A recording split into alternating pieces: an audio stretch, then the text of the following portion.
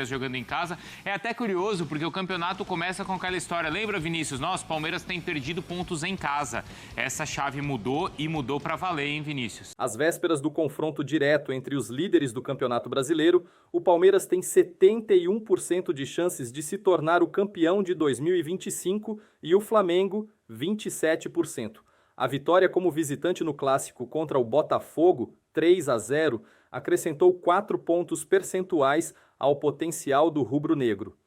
Fala, Bruno, um abraço para você, para os companheiros fãs de esportes. Mudou demais, era a crítica do Palmeiras no início do Campeonato Brasileiro, começou empatando com o Botafogo, perdeu para o Bahia, perdeu pontos importantes em casa e só tinha vencido 2 clássicos fora do Allianz Parque. Agora não, embalou essa sequência aí, 7 vitórias consecutivas, como você destacou, e são 6 goleadas seguidas no Campeonato Brasileiro. Palmeiras dominante em casa e com mais uma virada. Foi a 8ª virada do Palmeiras nessa temporada 2025, é o time que mais conseguiu viradas. Foi realmente um show que dá a vantagem ao Palmeiras, né? 3 pontos, segue firme na liderança e também a possibilidade de perder o jogo no Maracanã e ainda assim seguir na liderança, porque tem uma vitória. Agora tem 2 vitórias a mais do que o Flamengo. Se perder o jogo no Maracanã, fica ainda com uma vitória na frente. Então o Palmeiras mantendo essa vantagem importantíssima.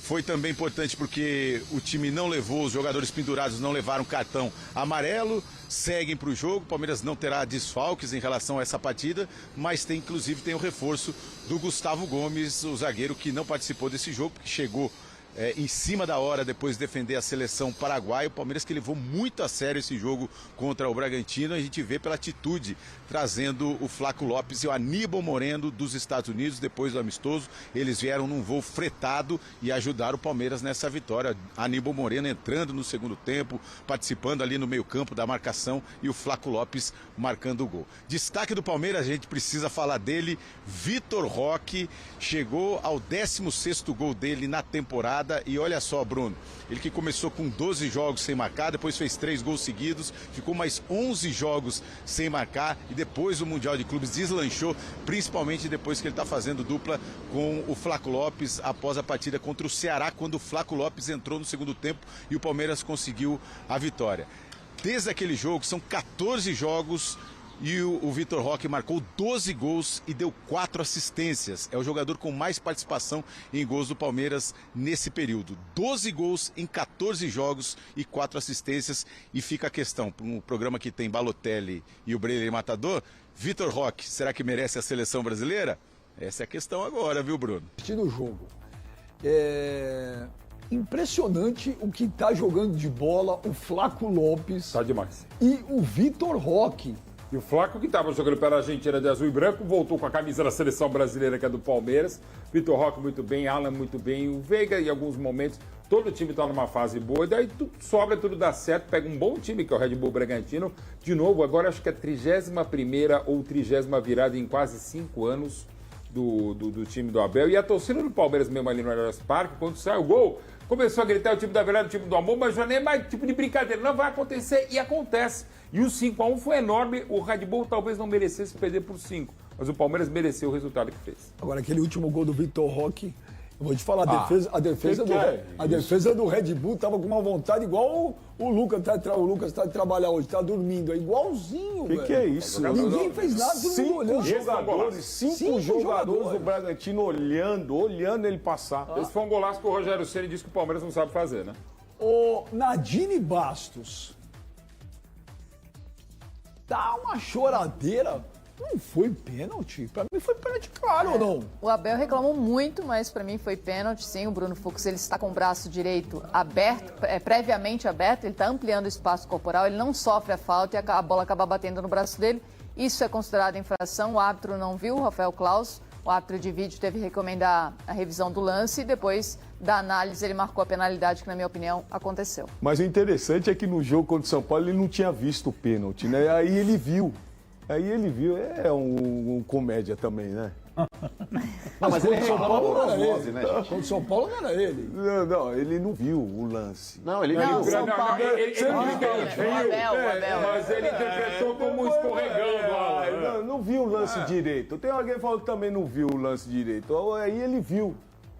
Mas o Abel ele vai reclamar sempre por osmose, né? Ele já praticamente ele não quer saber o que acontece. É igual o zagueiro. O zagueiro tá maluco, Será o treinador do Brasil. Se o Abel fosse o técnico da Alemanha em 2014 no 7-1, ele ia reclamar? E é claro que ia. Ele ia inventar um motivo.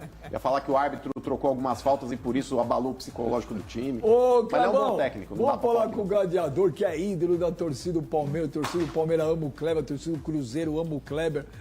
Ô, Clebão, você estava vendo o jogo aí. É impressionante, né? A atuação no segundo tempo do Palmeiras. E incrível como esse Flaco Lopes deu a volta por cima, né? A torcida pegava no pé, todo mundo falava, né, Mauro, que ele era grosso. E era o jogador que ele mais ruim. caro da história do Palmeiras, até a chegada do Paulinho e depois do Vitor Roque. E o cara tá jogando pra caramba, Kleber. Benja, realmente o Palmeiras entrosou. Acho que achou a maneira de jogar, né? Que é com 2 atacantes. O Flaco, ele pouquíssimas vezes ele fazia essa função de sair mais da área, né? Agora ele tem essa liberdade de sair um pouco mais da área e ele tá rendendo muito, né, nessa forma de jogar. Então o Palmeiras encontrou a forma de jogar para mim, inclusive o primeiro tempo ali que o Palmeiras teve um pouquinho de dificuldade, eu acho que é justamente por isso, por não começar o jogo com 2 atacantes. Porque parece que o time entendeu que é essa forma que tem que jogar. Agora, em relação ao lance do pênalti, Benji, é o seguinte: se esse pênalti fosse ao contrário, a imprensa toda tava daquele jeito, né? Porque o cara sobe em cima do Fux, por exemplo, ó, o cara se apoia no Fux, e se fosse ao contrário, todo mundo tava falando que seria falta, né, do jogador do Palmeiras. Ah, claro. E eu vou te falar outra coisa. Por ele subir em cima do Fux, o Fux não consegue nem recuar o braço dele. Ah, você tá de brincadeira, irmão. Ô, Clebão, você não quer contato, velho? Vai jogar peteca, velho, assim, Você tá de brincadeira. Pega a câmera de frente pra ele que você vai saber. Você tá de brincadeira. É inadmissível, velho. É indefensável você tentar achar um motivo pra não marcar esse pênalti. Vocês estavam falando que seria falta se fosse ao contrário. Você tá louco, você tá de brincadeira. É igual... O Fux ele perdeu. Eles estariam falando, impulso pro jogador do Bragantino e abriu o braço. É fato. É igual falar que o Edmundo não fez nada no Paulo Sérgio em 93. Carinho. Mas, ô Nadine, você que apitou muitos jogos do Kleber, o Kleber reclamava muito? Chatão, né? Eu já falei pro Kleber uma vez, ele reclamava. reclamava. Poucos jogos, meu. Quando ele tava no Grêmio, ele reclamava um pouquinho. No Curitiba também reclamou um pouquinho. Sorte da Nadine. Mas qual que é a estratégia dele pra reclamar com você, Não, Nadine? ele reclamava lá na área, né? Eu ficava assistente dele, reclamava, daí quando eu falava assim, não tô escutando bem não. Daí já voltava atrás. Mas o Nadine ele tava nervoso no Sul, porque o Kleber não dormia no Sul, né? Ô Nadine, mas ele reclamava jogando. E a reclamação dele hoje procede? Hoje ele tá reclamando também, não, tô brincando, Kleber. Hoje tá tudo certo. Mas a reclamação dele procede? Dele, eu não concordo, né? Pra mim foi pênalti claro ali, porque pela regra do jogo, quando ele tá com o braço aberto previamente, ampliando o espaço corporal, vai ser considerado infração. Mas você achou que o jogador do Palmeiras sofreu uma carga igual o Kleber ensinou ali? Não, até porque o jogador do Bragantino, ele sobe, ele que cabeceia a bola, então pra mim não aconteceu a carga nem empurrão ali no Bruno Fux. Não, e o pênalti foi bem marcado. Hein, Nadine, se você observar antes, o Fux ainda segura a camisa do jogador do Bragantino. Ele puxa a camisa do cara. E aí o cara pega e sobe nas costas dele. Pode observar aí, ó. E o Abel reclamava. O Kleber viajou, então? Ele viajou. O Kleber viajou? Aí Não, ele o não foi Kleber bem. tá Não foi sozinho. bem. Nem o Mauro Betti. que não foi pênalti. Clebão, aí você não foi Mas eu não disse que não foi pênalti. não. O que eu disse é que se fosse ao contrário, vocês estavam falando que foi falta do Palmeiras, do jogador do Você é um Palmeiras. mini Abel. Você é um Também mini Abel. falaria. Também teria esse absurdo aqui. Seria um absurdo no programa. Mano, ele pegou a picada do Abel. O Ele foi Abelzinho. picado pelo Abel. O Abelzinho. Ô Kleber, você lembra do John, que era jogador do Palmeiras? Lembro. 40 jogos, nenhum gol. Claro. O John, que era do Palmeiras, que hoje joga no Red Bull Bragantino. Joga muito bem lá.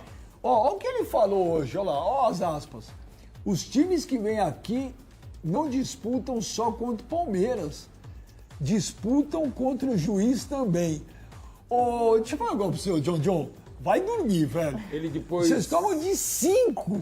5! Como diria Olhando o Jesus, jogo. 5! Olhando o jogo. Porque aquele gol do último gol do Vitor Hugo, olharam. Mas Ficaram, foi um belo o gol Vitor Hugo também. passou e eles estavam tudo olhando. Ô, Kleber, procede a reclamação do John? Não, já virou uma... Ô, Ben, já teve um pênalti no jogo do Flamengo, que eu acho que foi pênalti pro Flamengo.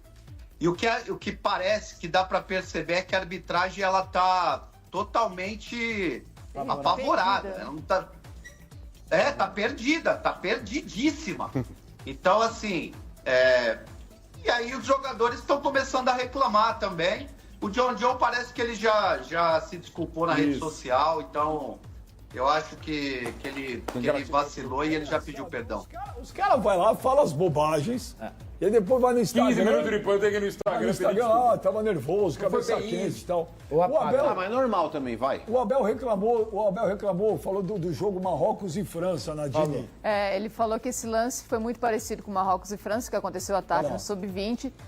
A diferença é que o jogador ele não está com o braço previamente aberto, como aconteceu ali com o Bruno Fux, né? Que ele abre o braço direito, se você perceber, o braço esquerdo dele está junto ao corpo. Então, de fato, é um movimento antinatural. Equilíbrio do corpo e acaba atingindo a bola. O time do Marrocos pediu o desafio, que lá é desafio, não tem árbitro de vídeo. O árbitro foi analisar as imagens na lateral do campo e não entendeu como infração. É um lance que, de fato, o Abel fala que é um lance semelhante. E é sempre lance polêmico, quando a bola bate na mão ou não. O árbitro ele precisa sempre analisar se é um movimento natural ou antinatural. Aqui, como os dois braços dele, ele faz o mesmo movimento com os dois braços, entendeu? Como se estivesse equilibrando o corpo. Mas lá o Bruno Fux já está com o braço direito aberto, diferente do que aconteceu, então é considerado como movimento antinatural. Se o nosso amigo Carlos Eugênio Simões estivesse na coletiva do Abel, ele ia falar, Abel... Não existe lance igual no futebol. Semelhante, né? Não existe. Parecido, igual não. Concordo com o Simão. Mas querer resumir... Nessa eu concordo com o Simão. Mas querer resumir a liderança do Palmeiras no Campeonato Brasileiro a erro de arbitragem é ignorar o futebol dos caras, né? 8 vitórias nos últimos 9 jogos. O Palmeiras tem uma campanha próxima da perfeição na Libertadores, com 9 vitórias e 1 empate. Enfim, o Palmeiras, na era Abel, nunca havia feito tantos pontos depois de 27 rodadas como atualmente. São 3 de vantagem em relação ao Flamengo, com mais vitórias. Enfim, é um Palmeiras que tem jogado muita bola. Jogando bem, como você mesmo frisou, né? O penúltimo jogo que o Palmeiras fez foi um exemplo de aula de futebol, né? Aula de futebol. E aí ele mantém a mesma equipe, só troca o centroavante, coloca o Vitor Roque, e essa mesma equipe faz uns gols hoje. Só perdeu pro Bahia nessa sequência. E o detalhe, Benja, hoje é que esse jogo virou 1-1. O Palmeiras marcou 4 gols no segundo tempo. E detalhe também para um cara que entrou e mudou o jogo, Aníbal Moreno. Ele, quando entra lá, ele organiza o time do Palmeiras. Antes da gente ir para a placa da discórdia, domingo a gente tem um jogo que é a final do campeonato, né? Até porque o Cruzeiro empatou, né? Não vai definir o campeonato, né, Benja? Mas são muito provavelmente os dois. Um vai ser campeão, outro vai ser vice. Então, mas que o Cruzeiro empatou, né?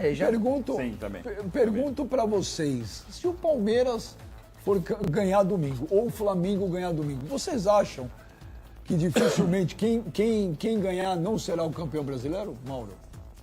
Se for Palmeiras, evidentemente, até pela vantagem matemática e jogando fora animicamente, o Palmeiras dá para dizer que quase que dispara. Se for Flamengo, a coisa fica muito equilibrada. Clebão, o que você acha? Ainda mais equilibrada. Eu concordo com o Mauro e até pelo futebol que o Palmeiras está jogando. Dificilmente o Flamengo vai ter força para reagir e o Palmeiras também para perder esses pontos que vai ganhar, né? Paulinho, o que você acha? Cara, time grande é jogo a jogo. Não dá para você prever o que vai acontecer lá na frente, mas eu creio que o Palmeiras vem numa sessão aí muito boa, né? Vem crescendo e com jogadores que há pouco tempo atrás eram reservas. Então estão jogando bem, estão pegando a forma física. Então o Palmeiras tem um bom elenco. Olha, mano, se eu fosse apostar, eu acho que o campeão brasileiro de 2025 será o Palmeiras. Olha, Benja, eu particularmente acredito que esse jogo vai terminar empatado. O empate é ótimo para o Palmeiras e não é bom para o Flamengo, porque é um confronto direto. Mas eu acho que o campeonato continua aberto. Agora, vou parafrasear meu vô. Se o Palmeiras vencer esse jogo, cara, se não mata, aleja, porque praticamente encaminha... Teu avô falava isso? Falava. Bonita frase. Bonita frase. Meu avô também falava, quem come qualquer coisa tá sempre mastigando. O Kleber fala isso. Também, o Kleber falava. Ô, Jota Nicola. E aí, quem vai ser campeão brasileiro? O Palmeiras vai ser campeão brasileiro, na minha opinião. E só o Palmeiras é que pode disparar. Porque assim, Benja, se o Palmeiras vence, abre 6 pontos, mas na verdade são 7. pelo número de vitórias, o Flamengo precisaria tirar 7 pontos nas rodadas finais. Então, assim, se tem um resultado que pode encaminhar para o título, é só para o Palmeiras. Nadine Bastos, quem vai ser campeão brasileiro? Eu acho que a disputa vai ser até o final. Mesmo que o Palmeiras ganhe domingo, eu acredito que ainda são dois times. Mas se você tiver que podem... apostar num campeão? Eu vou fazer que nem um muro betting agora, ficar em cima do muro. Mas nesse caso, de coração, vou ter que apostar no time que hoje é líder. Vamos pro placar da discórdia. Roda aí, Tanquinho.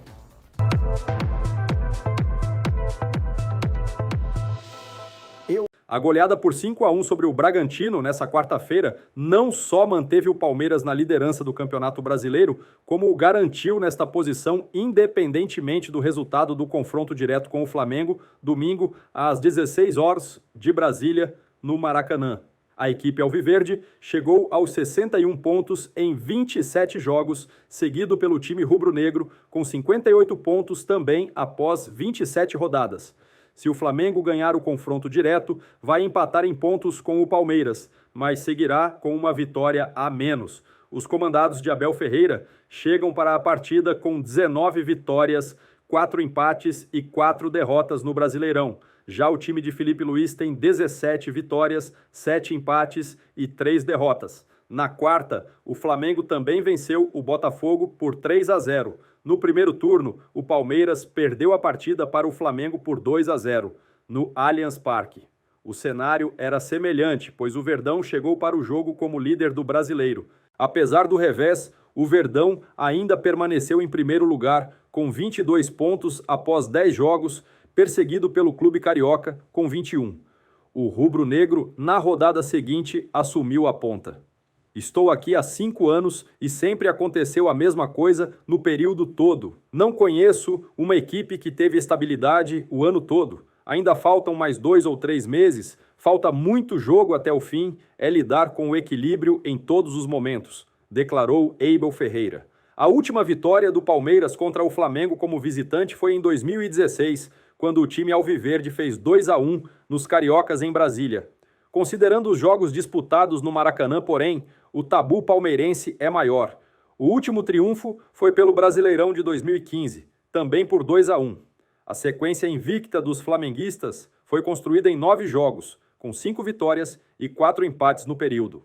Para o confronto do próximo domingo, o Palmeiras não perdeu nenhum jogador pendurado. A equipe ainda deve contar com o retorno de Gustavo Gomes, desfalque contra o Bragantino após não chegar a tempo do amistoso pelo Paraguai na data FIFA.